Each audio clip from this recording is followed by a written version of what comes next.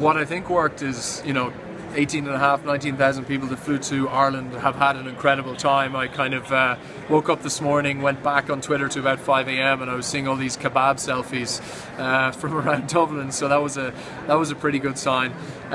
In terms of the Wi-Fi that didn't work. It's very frustrating. It's out of our control. I think maybe next year it might be put in our hands, and then we can ask Cisco and Vodafone to take it over. And I'd be very confident. They've done it elsewhere in the world at much bigger conferences, and I think they could do it in this case. And I think the RDS are very reasonable, and I think they will make that decision. It's the right decision to make.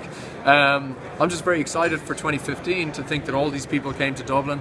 The feedback has been just incredible, and Monday morning planning for 2015 begins. You mentioned in the press conference here about there being an upper limit to what you can do in Dublin or in Ireland. Also, your growing collision, of course, in Vegas. You talked there about potential for other sister conferences, maybe in Hong Kong or Israel. Do you ever see the summit leaving Dublin, leaving Ireland, or being replaced with another thing if there is that limit? Is that? I really hope there is no limit. And Peter Finnegan of Dublin City Council, who's led the city's preparations, has been quite incredible. And the question will be next year as we begin to plan, and we'll increase the numbers again.